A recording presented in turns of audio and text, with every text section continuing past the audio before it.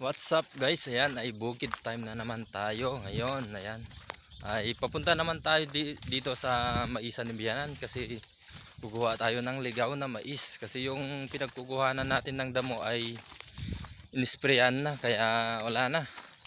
Hindi na tayo nakakakuha ng damo kaya yung ligaw na mais muna dito kay Biyanan para sigurado naman na walang problema. Yan guys, papunta na tayo dun sa Maisan ni Biyanan. Ayan. At malapit na rin tayo. At ayan guys, tabi lang pala nung mais ko yung maisan ni Biyanan. Kaya nakakapisyal din tayo dito sa ating maisan. Ayan guys, ito yung ligaw na mais guys. Malalaki rin pero tatanggalin natin to kasi sagabal sa paglaki ng tinamnim nilang mais. Kaya tatanggalin natin to. At ngayon guys ay basang-basa pala yung yung mais dito kaya siguradong basa na naman tayo dito. Yan na guys, yung kinuha nating ligaw na mais. Konti lang pala yung nakuha natin ngayon kasi basang-basa yung dahon ng mais dito na pinagkukuhanan natin. Kaya hindi na tayo pwedeng kukuha pa kasi basang-basa na rin tayo. Kaya ito na lang muna yung kukunin natin para sa ating mga baka. Yan guys, marami naman na yung nakuha natin kaya okay na to sa ating mga baka. Ayan guys, ay manan ko lang tong sitaw natin pero nakapitas pa rin tayo ng sitaw ngayon. Kasi kakapitas natin kahapon at ito na naman. May pitasin na naman dito sa ating sitaw kaya pinitas ko na at ibibigay na lang pala natin to mga idol.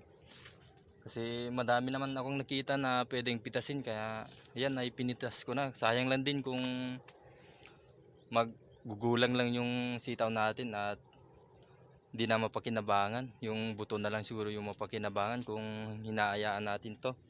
Kaya good luck na lang sa pagbibigyan natin ng sitaw natin ngayon. Yan guys ay natapos na tayo sa pamimitas. Madami din to. Kaya good luck na lang sa pagbibigyan natin nito. At ito na nga ay tapos na tayo nagpitas kanina. At buti na lang may nakuha pa tayo. At sinubukan ko lang naman na pitasin yung iba. Pero marami tayong nakuha kaya bibigay na lang natin to. Ayan guys. At ayan guys ay nung natapos na tayo sa pagpitas ng sitaw syempre ay binuhat ko na rin tong kinuha kong ligaw na mais. Ayan. At papunta na tayo dun sa ating motor para idala dun sa ating mga baka. At ito na nga mga lods ay dadala na natin sa ating mga baka tong kinuha nating ligaw na mais. At ito na nga mga idol ay dadala na natin tong kinuha nating ligaw na mais sa ating mga baka. At ayan na nga mga idol ay nabigyan na rin natin tong baby baka natin dito. Ayan.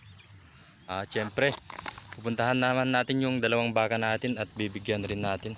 At itong natira naman guys na ligaw na mais ay bibigay natin dito sa ating dalawang baka. Ayan.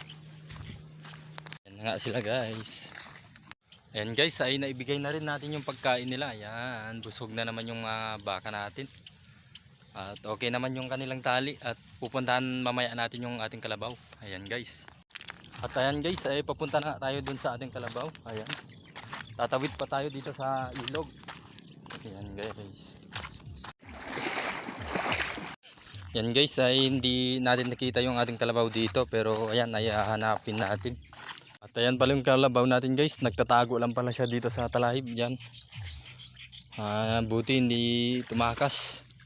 Hindi natin masyadong nakita yung kalabaw natin, kala ko ay nakawala na. Yan guys ay pagkagaling pala natin sa ating kalabaw, syempre pauwi na tayo. At maraming salamat na naman sa inyong panonood. At kung nakaabot ka sa dulo na to, maraming salamat sa inyo at God bless po. Please like and share and subscribe na rin mga idol. Pa-follow na rin sa ating page tsaka sa ating Facebook account. Bye bye.